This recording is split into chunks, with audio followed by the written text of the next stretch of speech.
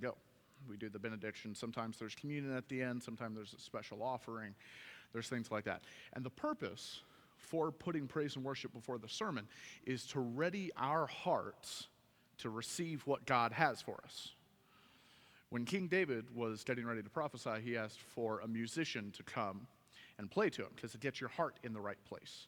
It makes you, music is one of the better ways of focusing yourself on God. And most people think that they have an intimate knowledge of what praise and worship is. They know their favorite artists on the radio. They know the songs they like to sing on Sunday morning or on Thursday night if you're here. And if they're open to it, they'll feel the unction of the Holy Spirit while they're in worship, and hopefully, in that time, they'll receive revelation from God in that time of worship. But for most people, that's where worship stops. It never gets beyond that. And if we sing a few songs a couple times a week, and then we go on with our lives as if it were enough, and it just isn't. It can't be. And the super devoted people, or the people we think are super devoted, will listen to Christian radio stations at work, in the car, because that gives you more opportunity to worship. Now, I'm not against any of these things, but we have to be aware of putting things in their right place. And technically, it does. But listening to Christian music doesn't enhance your worship experience any more than owning a sports car. I myself would take one of the newer Corvette Stingrays, if anyone's offering. It doesn't. Then owning a sports car makes you a better driver if you never gas it up and never take it out of the garage. It doesn't do anything for you if you don't use it. All right? Now, I am not against listening to Christian radio, watching Christian programming, Christian movies, anything like that. As long as the doctrine is sound, I think you're better for it. And if you're bettered from it, you're getting things from it, then that's great. I'm not against that. But what those things fool you into is a false sense of intimacy with God if you're not careful. You think that being in that situation is enough. To go back to that metaphor, you think owning that car makes you a better driver. Now, watching Christian programming like TBN, or Christian movies like Fireproof and Overcomer, or reading Christian living books like by the likes of Tony Evans and Dr. Tony Evans and Joyce Meyer if you think those things can replace your time in the Bible, then you're wrong. And that listening to Christian music can replace your own private worshiping of God, it's wrong. You're surrounding yourself with Christian influences, but it simply isn't enough if you don't take the time to engage. In Romans 12, 1-2 in the Amplified, Paul writes, "I appeal to you therefore, brethren, and beg of you, in view of all the mercies of God, to make a decisive dedication of your bodies, presenting all your members and faculties as a living sacrifice, holy, devoted, consecrated, and well-pleasing to God, which is your reasonable, rational, intelligent service and spiritual worship. Do not be conformed to this world, this age, fashioned after and adapted to its external, superficial customs, but be transformed or changed by the entire renewal of your mind, by its new ideals and its new attitude, so that you may prove for yourselves what is the good and acceptable and perfect will of God, even the thing which is good and acceptable and perfect in His sight for you." How can we expect to live the life of worship that Paul talks about if the only worship we do is for 20 or 30 minutes once or twice a week? It's like being a bodybuilder and working out 20 minutes twice a week. You're not going to do it. It just won't work. It's no wonder to me that the church is struggling against the deepening darkness of the world because people aren't spending their time with God in a true personal form of worship like we're supposed to. And in some cases, people are in love with the act of worship itself instead of actually worshiping God. And they get distracted by these things. So my goal is to start. This might take 2 weeks. The last one took 2 weeks. This one might take 2 weeks. I'm apparently at that point now. My goal is to explain how to live a life of worship in 4 parts. One, what is a life of worship?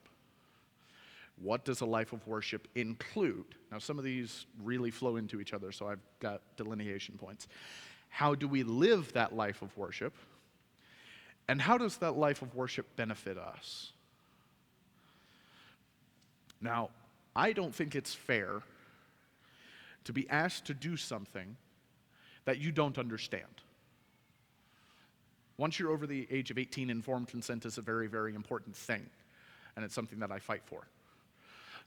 So for me to do my job in telling you to live a life of worship, I have to tell you what that looks like, what that means.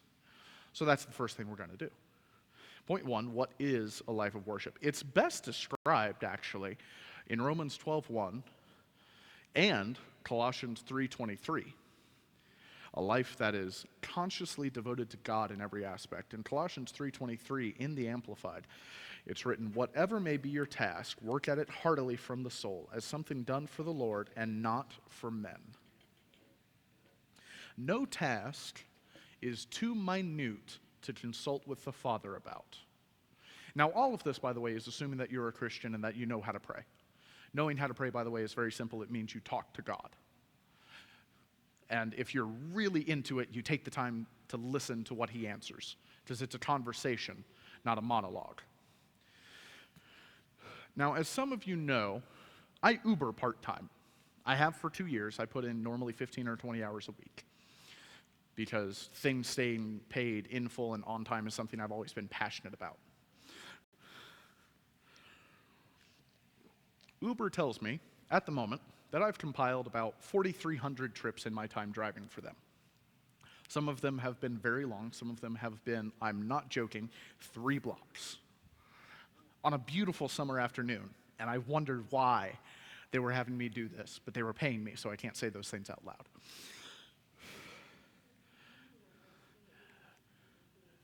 Yes, it would be much easier for them to walk, but that's what they were doing. Now, when I start Ubering, I have made it a habit, because normally I leave from work, because I Uber Monday, Tuesday, Wednesday, and Friday night. I'm here on Thursday night. But I Uber those nights and then on Saturday morning. But when I Uber after work, I have a decision after I pray. Because when I pray, I ask God, what is it? I wrote it all down here. That he would bring me the trips I need when I need them, that I would be led by him in my conversation and my conduct for those rides. That he would send me the people I need to take me where I need to go, to be with those people and to be a light to them, because I don't know what their life looks like outside of my car. But when I get off work, I'm at 51st and Troost, and I am confronted with the option of, do I go north and hit the plaza and go to downtown, or do I go south to Brookside? It's a very simple decision. But I asked God about it, because he knows the way I need to go. He knows if I go south, someone's going to give me a 40-minute trip up to the airport, which I am all for. Someone's going to give me a 40-minute trip up to the airport. I'm going to get to have more time with that person. I'm going to get to know that person better. I'm going to be able to talk to them and hopefully have a positive influence. Now, I believe that I'm a positive influence so long as you don't ask my daughter about the things I recommend to her. But I'm going to get to do that. Or maybe what I'm supposed to do is go north and go to the plaza, where I'm going to get 5 or 6 little 5-minute trips. And I'll be honest, I don't care any which way it works out. So long as I stay busy, I'm happy. But putting that decision out of my hands and listening to what God has for me is the kind of thing that living a life of worship looks like. Because he already knows the whole story, and he knows the way I need to go. So asking him the things like that, it feels silly, and it feels like you're bothering him over something that small. But there is no thing too small for God to give you guidance on, because that small thing could turn into a big deal, and you just don't know it yet. I just don't know it yet, because we're forced going through life minute by minute, second by second. They don't let us jump ahead and fast forward and rewind. It'd be convenient sometimes, but they don't let us. Or I'll just pray in tongues and listen before I go out and drive. I've done that too. Either way, though, I'm communicating with God. And that really is at the heart of what this life of worship is. That is the main point of it. And it shows itself in different ways based on how we respond to God, because God doesn't change. Excuse me. And those little conversations that I have, those little prayers that you make, not just, when you wake up, when you eat, and when you go to bed. It's great if you're praying that much, because that's at least 5 times a day, I hope. But what that does is it builds intimacy with God. Now, we get confused about what intimacy with God means because we're humans, and our minds are about that far above the gutter. In my experience, I spend a lot of my time with me, so that's what I'm basing this off of usually. And when you say intimacy, we think physical intimacy. That's not what we're talking about here. What this life of worship is a life of emotional intimacy with God. True intimacy comes from your heart, not from your body. It's not the people you let touch you, but the people you open up to and the people you make yourself vulnerable to. That's an intimate relationship. I have an intimate relationship with my brother, and the law would be very, very upset if that was a carnal one. I would be very, very upset. The church would be. It would be a bad thing. But emotionally intimate in our relationship is what's expected. And thank God that's what we have. The best marriages that I know are built on emotional intimacy. Excuse me. And I believe that emotional intimacy, I couldn't find a concrete definition, because honestly, emotional intimacy is a very new agey term, but it works for what we're talking about. I believe it is best described as a comfortable, mutual, emotional transparency.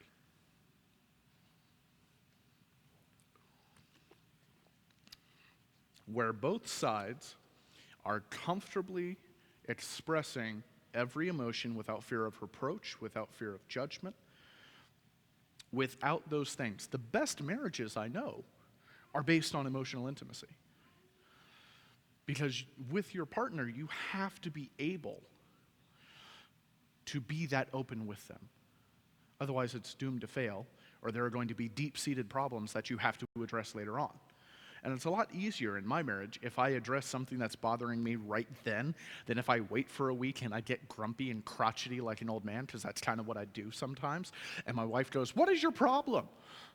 Because she's gentle and caring like that. She goes, "What is your problem?" And I say, "Oh, well, it's this thing from a week ago." She said, "Why didn't you talk to me about it then?" And that's a whole other conversation. But that's what emotional intimacy is. And in fairness, when we started dating, my wife actually asked me for a transparent relationship. I wasn't scared away then, even though it was honestly a very big ask on her part. Because what she was telling me is that she wanted an emotionally intimate relationship, which is what I wanted. It's worked out rather well for us. We've been married for 1.5 years. She still lets me sleep in the same bed as her. I'm not doing too bad. I'll be honest, I hadn't expected it to escalate that quickly. But that's what it is. And biblically, aside from Jesus, a life of worship, I believe, is best exemplified and documented by King David. This is just my opinion. He was described as a man after God's own heart. So throughout the rest of the message, we're going to look at examples from King David's life and how they apply to you and I as we live our life of worship day to day. Now that's point one. That is what a life of worship is. It is being emotionally intimate with God. I know in fairness, each of these points, I get the feeling people have written books about, and I'm trying to cover it all in 1 or 2 40-minute talks. So you'll forgive me if I gloss some stuff. So jumping ahead to point 2, what does a life of worship include? And this is where we as people of structure and people of dignity are going to be made slightly uncomfortable. And that's a good thing. Our verses are 2 Samuel 6, 12 through 22 in the Amplified. And it was told, oh, by the way, before this, what our context. So in Exodus and Leviticus, when God was giving down the law, he said, if anyone actually touched the Ark of the Covenant with their bare hands, you will be struck dead. No discussion, this is what it is, so you know.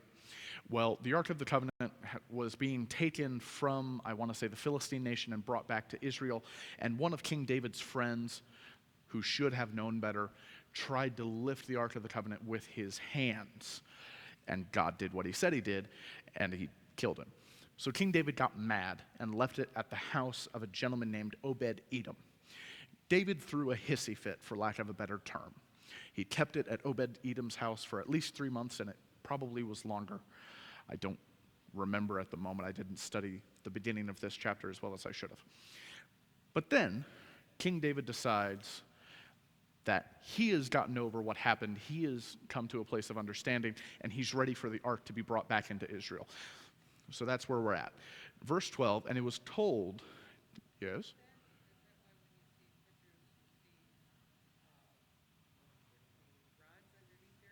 Yes, that's why they had rods underneath.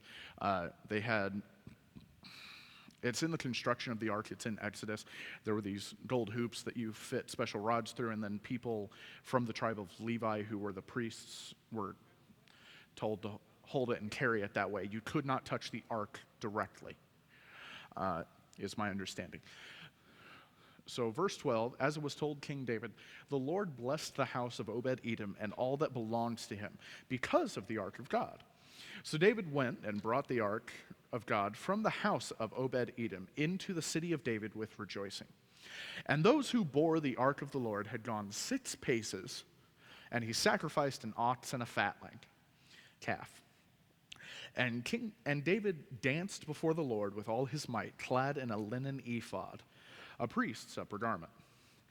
So David and all the house of Israel brought up the ark of the Lord with shouting and with the sound of the trumpet. As the ark of the Lord came into the city of David, Michal, Saul's daughter, David's wife, looked out of the window and saw King David leaping and dancing before the Lord, and she despised him in her heart. Now that becomes important later on. When David had finished, skip to verse 17. They brought the ark of the Lord and set it in its place inside the tent which David had pitched for it, and David offered burnt offerings and peace offerings before the Lord. When David had finished offering the burnt offerings and peace offerings, he blessed the people in the name and the presence of the Lord of hosts, and distributed among all the people, the whole multitude of Israel, to both men and women, to each a cake of bread, a portion of meat, and a cake of raisins. So all the people departed, each to his house. Then David returned and to bless his household. And his wife, Michal, daughter of Saul, came out to meet David and said, how glorious was the king of Israel today, who stripped himself of his kingly robes and uncovered himself in the eyes of his servants' maids as one of the worthless fellows shamelessly uncovers himself. I like David's response. David says to Michal, it was before the Lord who chose me above your father and all his house to appoint me as prince over Israel, the people of the Lord. Therefore, I will make merry in pure enjoyment before the Lord. I will be still more lightly esteemed than this, and will humble and lower myself in my own sight and yours. But by the maids you mentioned, I will be held in honor. Now, in case no one has told you before, or you have not heard it, I am going to be the one to break the news to you. Living a life of worship might make you look foolish in the eyes of the world. In fairness, being a Christian makes you look foolish in the eyes of the world. You're already past that point. Just keep plumbing on. That's what I say. Keep driving on for it. You've gone that far. There's no need to stop now. It's no fun if you stop now. And when King David arranged for the ark to be brought back into Israel, he was the praise and worship leader of the parade. Because out of the 56 distinct Hebrew words, and 45 distinct Greek words that relate to praise and worship in the Bible. Only a handful have to do with singing or playing an instrument. And I went ahead and listed probably too many of them. But that's where we are. I've selected of the handful of the words I think you may not know, and then we'll look at what David did to see if he was praising and worshiping God, not just acting a fool. Now, I should warn you, I'm going to be stepping on toes in this part, especially for people who are raised in a very strict, very Baptist, I said I'm stepping on toes. There's no reason for me to start lying to you now. In a very strict reform sort of, you shouldn't look like an angry caveman in praise and worship, but the people who think that any display of emotion is bad during praise and worship, I am going to stomp on their foot and break a metatarsal. That's what's about to happen. And if you offend easily, I hope you came in steel toes, because I'm not going to apologize for this. The first word I'm going to tell you is all of these are Hebrew words so far. This one is barak, which is to kneel or bow, to give reverence to God as an act of adoration. And I love this part. It implies a continual conscious giving place to God, to be attuned to His presence, to Him and His presence. It's used in Psalm 34, verse 1, where the word bless is in there. That's what that Hebrew word is. Or halal, which is to praise, to make a show or rave about, to glory in or boast upon, to be clamorously foolish about your adoration to God. In Psalm 63:5, it's translated as praise. Renan, I'm going to have to go through these rather quickly. Renan is to creak, to emit a stridulous sound, to shout aloud for joy. In Psalm 98:4, it is used as the word shout. Shaka, I'm going to butcher some of these. Shaka is to depress or prostrate in homage or loyalty to God. Bow down, fall down flat. In Psalm 66:4, it is used as the word worship. Telalaya is to sing halal, a new song, a hymn of spontaneous praise, glorifying God in song. Again, Psalm 34:1, but this time it's the word praise. Toda is an extension of the hand, an avowal adoration, a choir of worshipers, confession, a sacrifice of praise or thanksgiving. And in Psalm 69, verse 30, it is the word thanksgiving. Yada is to use, to hold out, to throw a stone or arrow at or away, to revere or worship with extended hands. Praise, thankful, thanksgiving. In Psalm 33:2, it's the word praise. Our English language falls rather short of how descriptive these ancient languages are. That's why I'm going through this. Alat is to jump for joy. I'm not going to do that. To jump for joy, exult, be joyful, rejoice, triumph. In Psalm 5:11, it's the word joyful. Chagag is to move in a circle, to march in a sacred procession, to observe a festival, to be giddy. How often do you see people who are just giddy? I see Leela Keeney on Sunday mornings, and she's giddy. She's got more energy than I do, and she's got to be about 3 times my age. I don't understand it. I'm slightly annoyed by it. Huh? God bless her for it. I'm not going vegan. But to be giddy, to celebrate, dance, or hold a solemn feast or holiday, to reel to and fro. And in 1 Samuel 30, verses 16 through 17, it's the word dancing. Chul is to twist or whirl in a circular, spiral manner, or to dance. In Judges 21:23, it is the word dance. Degal is to flaunt, to raise a flag, to be conspicuous, to set up with banners, chiefest. In Psalm 20, verse 5, it is the word banners. Guile is a revolution of time and age, exceeding joy, gladness, greatly rejoice. Psalm 32:11, the word used is rejoice. Gall is to call aloud, a voice or sound, bleating, crackling, cry, fame, lightness, lowing, noise, proclaiming, sing, sound, thunder, voice, yell. Psalm 95:1, it's the word shout. Kara is to bend the knee, to sink or to prostrate, to bow down self, to bring down low. In Psalm 95:6, it's the word bow. Maka is to rub or strike the hands together in exultation, or to clap. And in Psalm 98, verse 8, it is the word clap. Mizmor, I messed that one up, is instrumental music, a poem set to notes, the word most frequently used in titles for psalms. Example, in Psalm 3, verse 1, where it says, a psalm of David, it's the word psalm. We're almost done with this. Naka is to lift, extol, hold up, honorable, magnify, regard, respect, yield. In Psalm 63, verse 2, it's the word lift. Ragad is to stamp, to spring about wildly, or for joy aloud, noise shouted. In 1 Chronicles 15:29, it's the word whirling. And in 1 Chronicles 15, they're talking about the procession where King David is dancing when the ark is brought back into the city of David.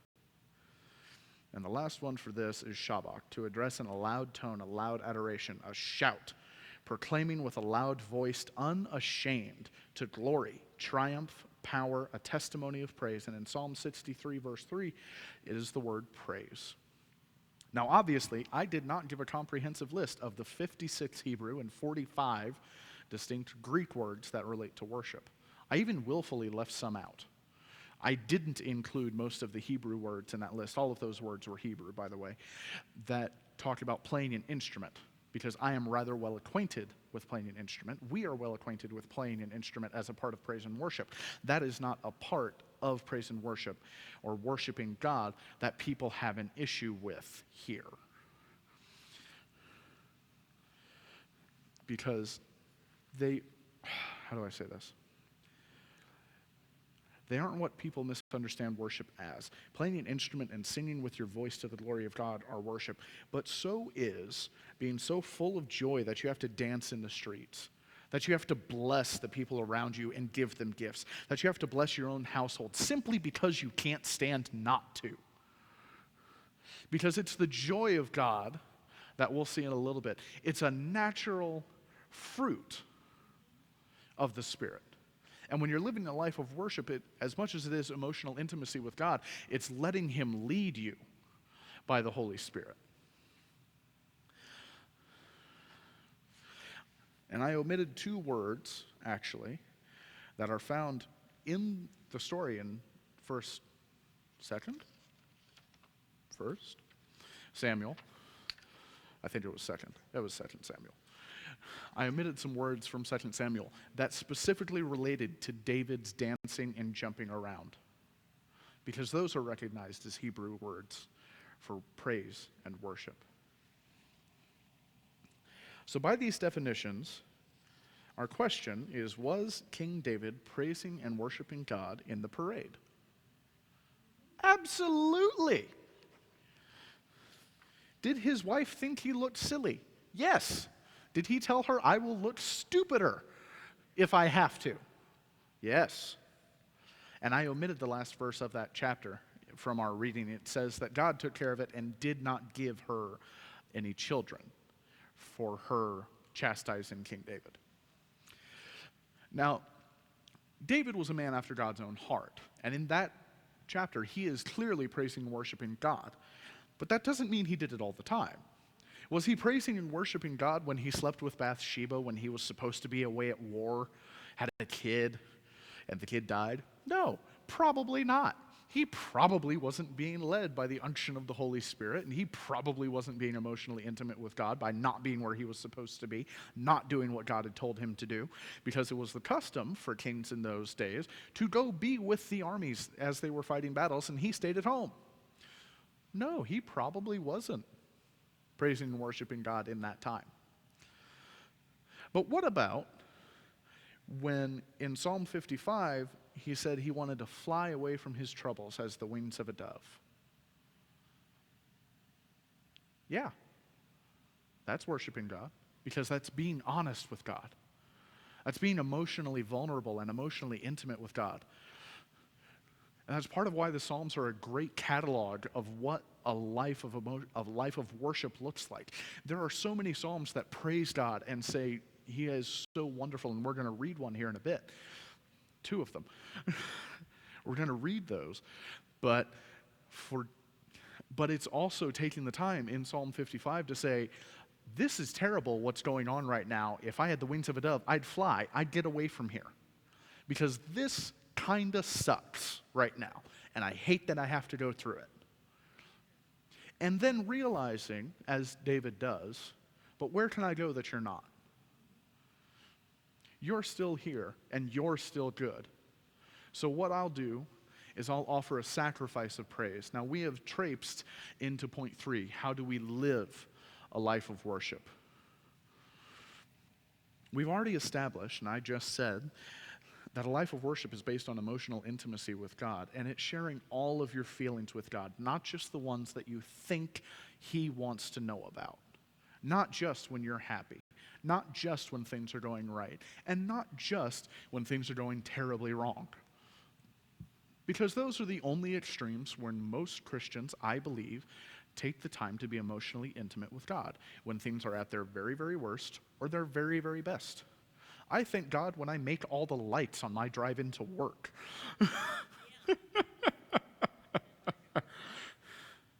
Huh? And fine, well, I have to pay for a parking pass. There's always a parking spot for me, thank God. But thanking God that I woke up today. It seems little and it seems mundane, but it's focusing myself on Him. And it's reminding myself to put my attention and my care where He is instead of just what I'm dealing with. And when I'm going through a hard time, kind of like we are right now, my statement for a while has been that life is in high gear. Because I have an 11-year-old daughter who's in the middle of 6th grade. I'm working 3 jobs, including Heart of God. My wife is working full-time. She is a full-time student. We are trying to get in a house.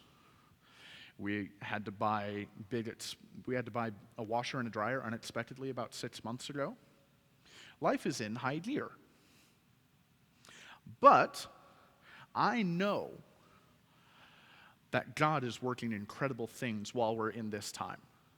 That He is setting things up. Because when my wife graduates in December, I believe that she is going to go to the absolute perfect job for her right away.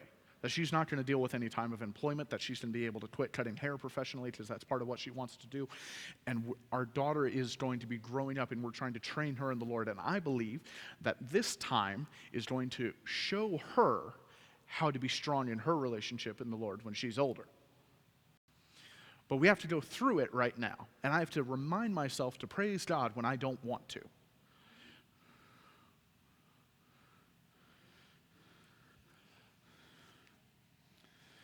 Now, I did leave one Greek definition back from that big long list, kind of because it serves my purposes, and I wanted to put it right here.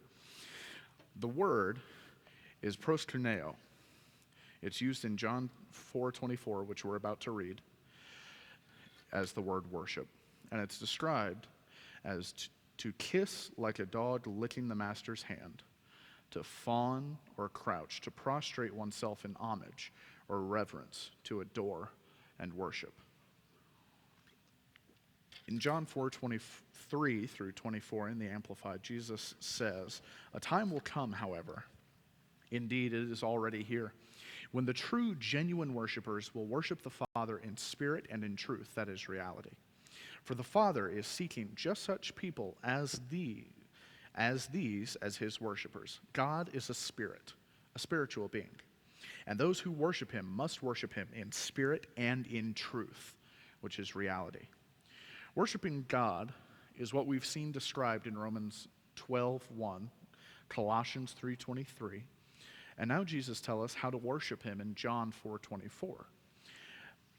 I am, for those of you who are fresh to Thursday evening services, I am a very word-oriented person. I don't believe that God put any words in the Bible by mistake. That's why I like the Amplified Translation. It gives me more words to understand what's going on. But when I feel that those are lacking, other scholars who are stronger in the faith well before me did a lot more work than I've done, and they came out with interlinear Bibles, or they do translations where they show you the Greek and the Hebrew words right next to or linked to the text as we have it in King James Version. And so I went ahead, because I was curious, and I translated in spirit and in truth, literal, to the best of my ability, from Greek to English. And what it comes out as is, in a simple essence, devoid of all, or at least all grosser matter, which is talking about this earth suit that we wander around in, and possessed of power, of knowing, desiring, deciding, and acting and true to fact. That is our worship of God. It is consciously deciding with power, with foreknowledge, with understanding, and following it through in our actions, true to fact, which is God. Because God is truth and God is love. And that's what that looks like. And like every element of our Christian walk, living a life of worship is a decision that we have to make. A lot of people focus on the sovereignty of God, and I am not disagreeing with them. God is sovereign. He is king on his throne. But for you and I, we've been given free will. Double predestination isn't a thing. Our choices make a difference. The thing is that, God sees the whole picture, and he's able to use the choices that we make as we're making them because he knows all about it and works things to our good. He's God. I'm not. I don't think about it too much because it hurts my head. But that's how that works. So for you and I, it's a conscious decision to live a life of worship. It's a conscious decision to be in our word. It's a conscious decision to pray about things. And like every element, like I said, it's a decision we have to make. And it includes worshiping from your heart, not out of your routine. In Isaiah 29, verses 13 through 14 in the Amplified. Oh, we might just make it. Isaiah writes, "And the Lord said, for as much as their people draw near to me with their mouth and honor me with their lips, but remove their hearts and minds from me, and their fear and reverence for me are a commandment of men that is learned by repetition, without any thought as to the meaning. Therefore, behold, I will again do marvelous things with this people, marvelous and astonishing things. And the wisdom of their wise men will perish, and the understanding of their discerning men will vanish or be hidden." God cares about your motivations as much as he cares about your actions. That is one of the biggest things I love about our God, is he knows our heart. And he knows when your heart's in the right place and things just didn't work out the way that you thought they were going to. He tells us that he doesn't want us to worship him without depth. And to that end, he is willing to give us things, new, exciting things to worship him about. Worship him that the house got paid off, that the phone bill got paid. Worship him that the car got paid off, that you don't have to deal with that anymore. Worship him that your kids are going right when maybe they weren't before. Worship him for the incredible, big, marvelous things that he's done, because he's doing them all the time. Worship him because you know where you're going. Our name is written in the Lamb's Book of Life. I'm going to have to close this earlier than I wanted to, but I'm trying to make this make sense, and we'll pick this up next week. But we worship him not because of a routine, but we worship him because he is so good. And we worship him because he loved us first. When we were yet sinners, God looked down through all of time and space, and he saw little old me. I'm trying to get rooms off the temple, but he looked down at little old me and said, Silas needs me, and I want to be in a relationship with him. I want to be in a relationship with Jonathan and Ruth Ann, and forgive me that I don't remember your names off the top of my head. Debbie and Brenda. I want to be in a relationship with them, and with Carol and with Linda. I hope I'm not wrong. Lana? Thank you. Sorry. I want to be in a relationship with Matthew back there. And so what I'm going to do, plan A,